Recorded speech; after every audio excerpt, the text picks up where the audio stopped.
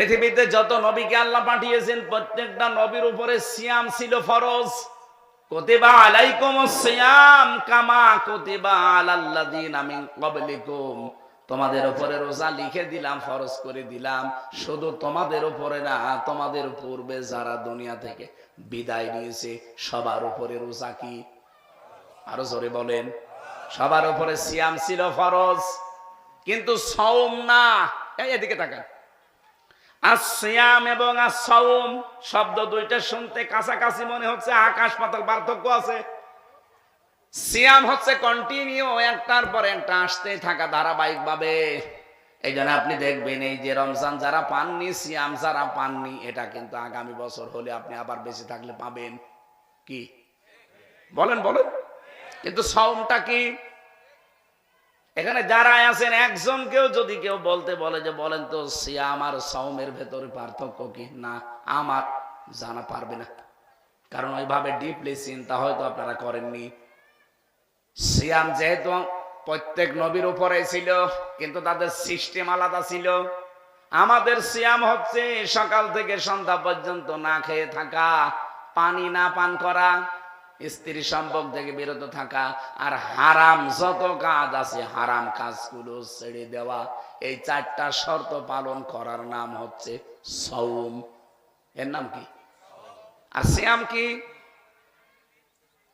আমাদের উপরে তো সিয়াম ফরজ, অথচ আমি হাদিস পড়েছিলাম প্রথমে, আপনি দেখেছেন আস-সাওমুলি আস-সিয়ামুলি বলি নাই, কারণ হাদিস হচ্ছে আস-সাওমুলি, রোজা আমার জন্যে, ওয়ানা আজিজি বিহি বা ওয়ানা উজিজা বিহি, এর পুরস্কার আমি আল্লাহ নিজে দেব, অথবা আমি নিজেই তার পুরস্কার হয়ে যাব। এটাকে সিয়ামের জন্য না সাওমের? বলেন বলেন। সাওম কাকে বলে বোঝা গেছে? কি? না খেয়ে থাকা খাবার, না খেয়ে থাকা পানি, স্ত্রী সম্পর্ক থেকে দূরে থাকার, হারাম কাজ যাবতীয় ছেড়ে দেওয়া। কয়টা শর্ত? আরো জোরে। কিন্তু সিয়ামটা কাকে বলে? আপনি দেখেন অন্যান্য নবীর উম্মতের উপরে সিয়াম ছিল, কিন্তু তাদের সিয়াম আমাদের মতো এই চারটা বিষয় ছিল না। হযরতে মারিয়াম আলাইহিস সালাম তিনি সিয়াম ছিলেন, তার সিয়াম বা তার রোজার নিয়ম ছিল কি? তিনি সব করতে পারতেন, তিনি খাবার খেতে পারতেন, পানি পান করতে পারতেন, সব করতে পারতেন দুনিয়ায়, শুধু কথা বলতে পারতেন না। তাহলে মারিয়াম আলাইহিস সালামের যে নিয়ম, তার রোজার যে নিয়ম সিয়ামের, ওনার সাথে আমাদের রোজার মিল আছে? বলেন বলেন। এখন যদি বলেন না আমি মরিয়মের মতো রোজা রাখবো, শুধু কথা বলবো না আর সব খাবো, হবে?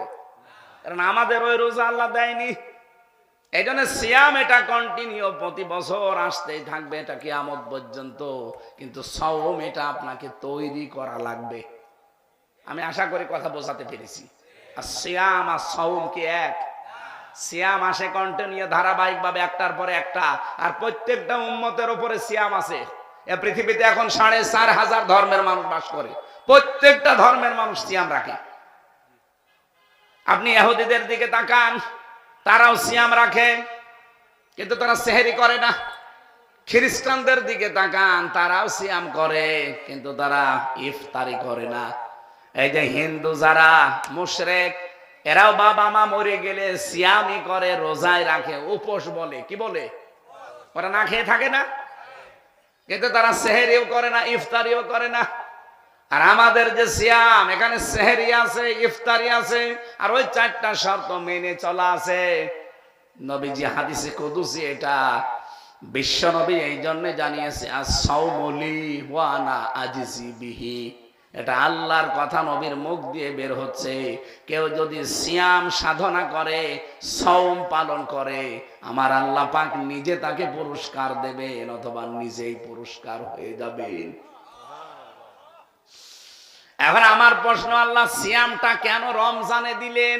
এখনো তো 12 মাস ছিল, সেই মাসে সিয়ামটা দিলেন না কেন? রমজানের সাথে, কোরআনের সাথে সিয়ামের এমন অঙ্গাঙ্গি ভাবে জড়িত সম্পর্ক, আপনি এর ভেতরে না ঢুকলে বুঝবেন না। বক্তা চলে এসেছে তো এই জন্য আমি তাড়াতাড়ি করছি। 4 নাম্বার বলেছিলাম তাকওয়া, লাআল্লাকুম তাত্তাকুন, রব্বুল আলামিন বলেন সিয়ামটা দিয়েছি এই কারণে যেহেতু তোমরা তাকওয়াবান হতে পারো, তাকওয়া অর্জন করতে পারো। এই তাকওয়াটা কি? এটা কি গাজীপুরের বাজারে কিনতে পাওয়া যায়?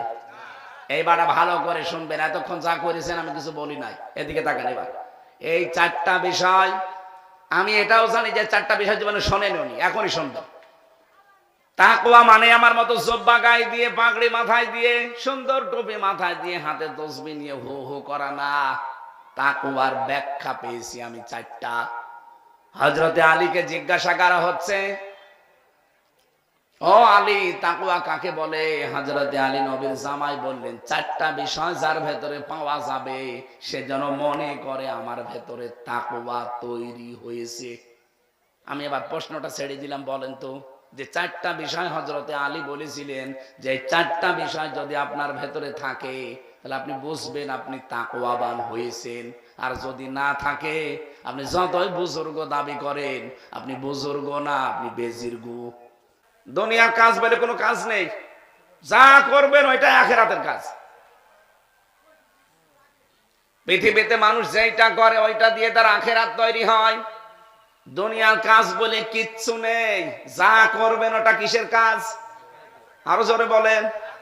এই জন্য নামাজ ছিল 5 ওয়াক্ত নামাজ পড়তে মাত্র 1 ঘন্টা 10 মিনিটে শেষ।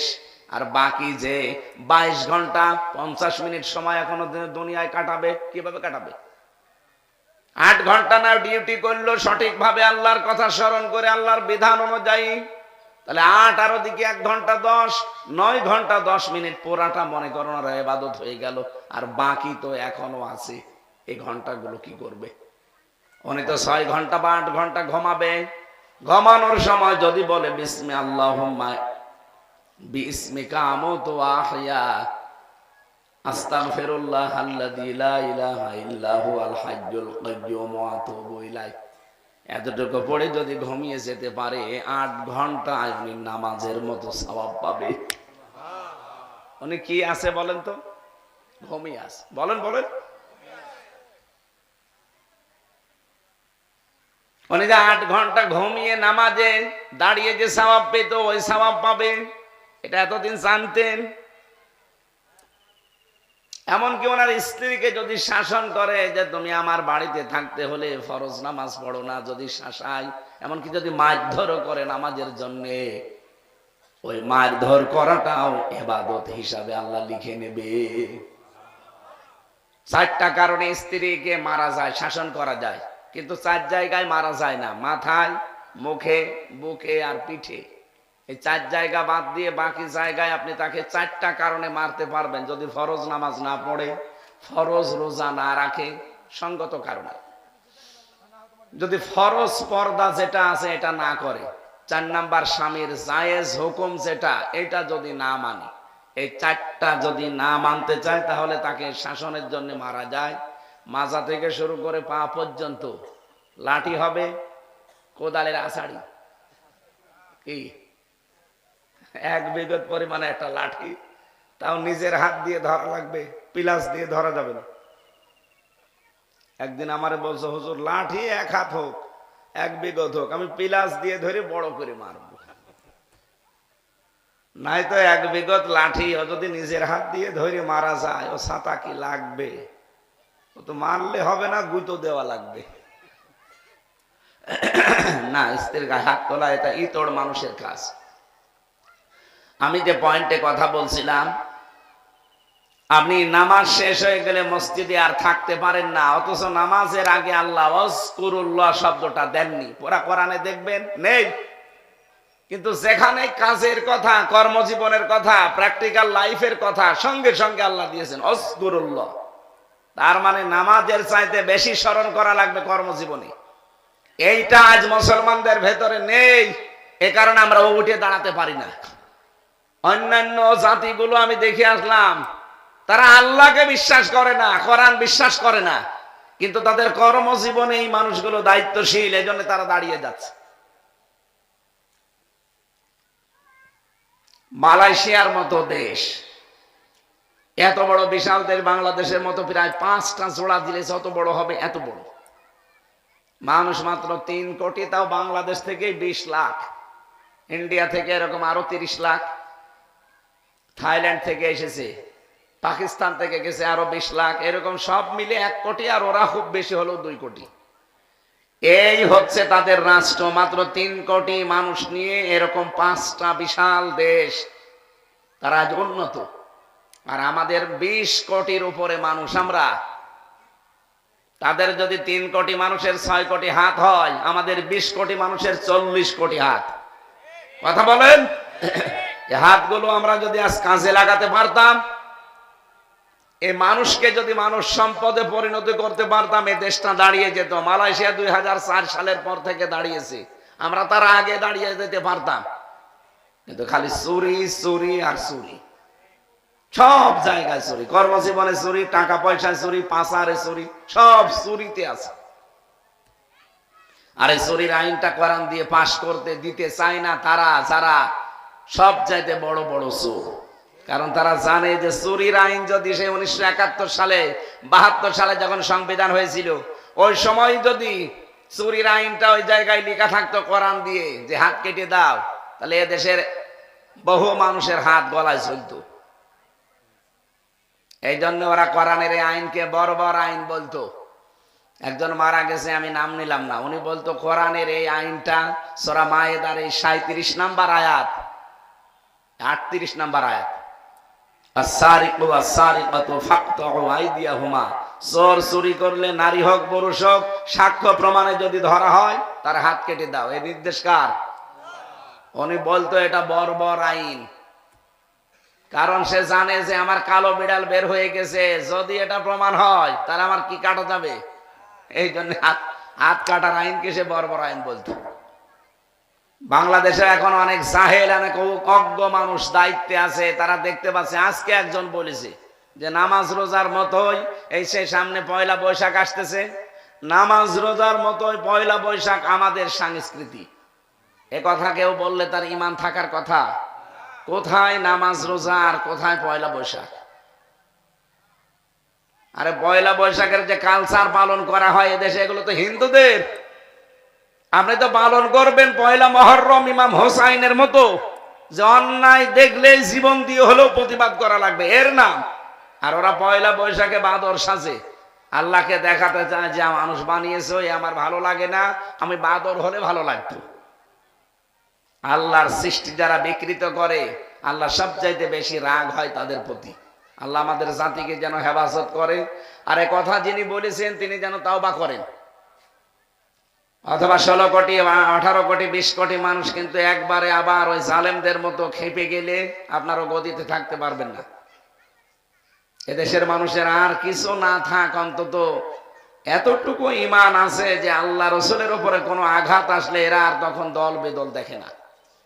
কি কথা বলেন না কেন? এটাই যদি আর না থাকে তখন আর অস্তিত্ব থাকবে না। এই জন্য এই কথা যিনি বলেছেন, বুঝে বলেছেন কি না বুঝে বলেছেন আমরা জানি না, আপনারই তওবা করে নেবেন, নয়তো আপনার ঈমানের সমস্যা দেখা দেবে। আমরা কর্মজীবনের কথা দিয়ে শুরু করেছিলাম, নামাজের চাইতে এখানে জানলাম কর্মজীবনের দাম কত বেশি। আমরা এই জন্য মসজিদে প্রবেশ করলে দেখবেন দুনিয়ার সব মানুষ একটা দোয়া পড়ে, আল্লাহুম্মা ইফতাহলি বা মাফতাহলি আবওয়াবা রহমাতিক। হে আল্লাহ, তোমার রহমতের একটা না, আবওয়াব বহু বচন, বাবের যত দরজা আছে সব খুলে দাও। তাহলে রহমত পাওয়ার জায়গা কোনটা?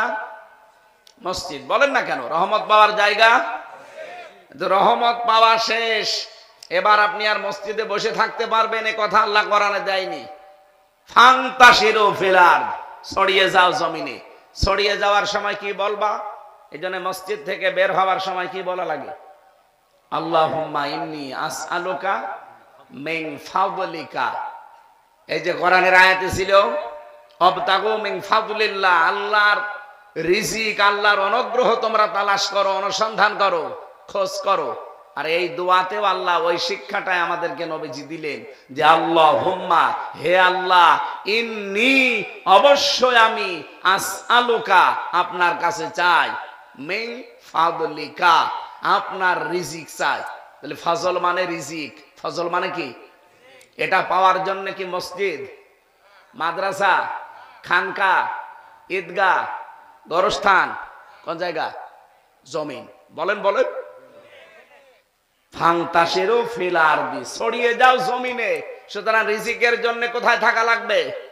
এই জমিনে ছড়িয়ে ছিটিয়ে যে এই সেক্টরে কাজ করছে। আপনি যদি কাজটা মনে করেন যে না নামাজের মতো এইটাও ইবাদত, বাংলাদেশ তো একেবারে দাঁড়িয়ে যাওয়ার কথা। কারণ নামাজে যেমন চুরি করা যায় না, 8 ঘন্টা ডিউটিতেও চুরি করা যাবে না। কথা বলেন না কেন? ইউনিয়নের মেম্বার থেকে শুরু করে একেবারে সংসদ যিনি প্রধান আছেন এদেশে, প্রত্যেকটা মানুষ যদি আজ এই রকম করে ইবাদত মনে করতাম, আমার মনে হয় দেশটা মালয়েশিয়ার মতো 2004 সালে না, এমা 54 বছর আগে দেশটা দাঁড়িয়ে যেত। কিন্তু আমরা যেখানে ছিলাম আরো নিম্নে চলে গেছি। রমজানুল মোবারক এসেছে, আমার প্রথম কথা ছিল একটার সাথে যেহেতু আর একটা সম্পর্কিত, রিলেটেড করা। রমজান আসলে যেন আমরা জান্নাতের দরজা যেহেতু সব উন্মুক্ত হয়েই আছে, আরো পরিষ্কার পরিচ্ছন্ন করে বিউটিফাই করা হয়। জাহান্নামের দরজা যা বন্ধ আছে আরো বন্ধ করে দেওয়া হয়। জান্নাতের হুর পরীরা গান বলতে আরম্ভ করে এবং আল্লাহ নিজে রহমতের দৃষ্টিটা বান্দার প্রতি একেবারে একনিষ্ঠ ভাবে নিক্ষেপ করে থাকে। পুরাটা মাস আল্লাহ দিয়ে আছে, আর এই শেষের দিকে আরো আল্লাহ বেশি দিয়ে আছে। বিশেষ করে নাজাতের এই সময়ে আমরা যেন আমাদের জীবনে নাজাত তৈরি করতে পারি জাহান্নামের আগুন থেকে। বলেন আমিন। এইটাই মানব জীবনের সবচাইতে বড় সফলতা। আমি এবার একটা নতুন তথ্য বলছি, যারা একটু লেখাপড়ার মন দেন বা পড়াশোনা করেন তাদের জন্য কাজে লাগবে। সূরা আলে ইমরান 185 নম্বর আয়াত। আল্লাহ রাব্বুল আলামিন বলেন, কুল্লু নাফসিন যায়িকাতুল মাউত ওয়া ইন্নামা তুওয়াফাউনা উজুরাকুম ইয়াওমাল কিয়ামাহ ফামান যুহজিহা আনিন নার ওয়া উদখিলাল জান্নাতা ফাকাদ ফাজ। প্রত্যেকেই মারা যাবে। ও গাজীপুরবাসী, আপনি যত উপরে ওঠেন না কেন আপনাকে মরা লাগবে, এটাই ফাইনাল। পৃথিবীতে আজ পর্যন্ত যত দামি মানুষ হোক বেঁচে থাকেনি, কিয়ামত পর্যন্ত কেউ থাকবেও না। ওয়াইন্নামা তুওয়াফাউনা উজুরাকুম ইয়াওমাল কিয়ামাহ, কিয়ামতের দিন প্রত্যেকের উজরত পারিশ্রমিক আল্লাহ পরিপূর্ণ করে দেবে। এই শব্দটার দিকে খেয়াল করে আমি একটা জিনিস পেয়েছি। আমার এই 33 বছর বয়স, 92 সালে আমার জন্ম। আমি যদি এই 33 বছরে মারা যাই, যত অপরাধ করেছিলাম ওই অপরাধগুলো আমার মাথার উপরে চাপিয়ে দিলে আমার বিচার শেষ হয়ে যাওয়ার কথা। আল্লাহ ইউওয়াফাউনা উজুরাকুম ইয়াওমাল কিয়ামাহ, উজুর বহুবচন দিলেন কেন? তাফসীর মাহফিলে আসতে হয়, কোরআন বুঝতে হয়, এই কারণে নিজের জীবনকে সংশোধনের জন্য। আল্লাহ আজরুন দিতে পারতেন, উজুর দিলেন কেন? আমার 33 বছর বয়সে আমি মারা যাই, ঠিক আছে, কিন্তু 33 বছরে এমন এমন কাজ আমি আঞ্জাম দিয়েছি যে 33 কোটি বছর এটার রেশ থাকবে। আমি একটা সিনেমা তৈরি করলাম, একটা সিনেমা হল বানালাম। আমি হয়তো মরে গেলাম 33 বছর বয়সে, কিন্তু ওই সিনেমা হল, ওই সিনেমা তো আর বন্ধ হয়নি, ওটা চলতে আছে। কি দিন যত যাবে ওটা বিউটিফাই করে আরো সুন্দর করে ছড়াবে, বিভিন্ন ভাষায় ছড়াবে। এই বাংলাদেশে পবিত্র প্রেম বলে একটা সিনেমা বানিয়েছিল, একজন হিন্দু একজন মুসলমান, এই চরিত্র নিয়ে, বাংলাদেশের মেয়ে। ওটা আমি তামিলনাড়ুতে গিয়ে দেখি, ওই দেশে এই সিনেমাটা তামিল ভাষায় পরিবর্তন করে তাদেরকে দেখানো হচ্ছে। কাহিনী একই আছে কিন্তু ভাষাটা তামিল। পাকিস্তানে যান, এখানে উর্দুতে আপনাকে শোনাবে ওই কাহিনীটা। না লাগবে না কিছু। আমি যেটা বোঝাতে চাই এখানে, আমি মারা গেছি কিন্তু আমার কাজ তো মরে যায়নি। এই কাজটা যতদিন থাকবে কবরের ভেতরে আমার পাপের বোঝাটা তত বাড়তেই থাকবে।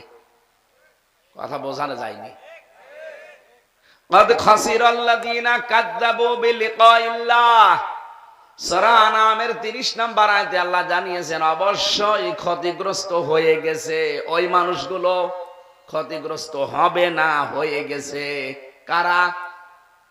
যারা আল্লাহর সাক্ষাৎ এটা অবিশ্বাস করে, মিথ্যা মনে করে, যে আল্লাহর সাথে সাক্ষাৎ হবে, দাঁড়ানো লাগবে, জীবনের পুরাটার হিসাব দিয়ে আল্লাহ পরিপূর্ণ উজুরত দেবে, এটা যারা বিশ্বাস করে না, আল্লাহ বলেন তারা ক্ষতিগ্রস্ত হয়ে গেছে।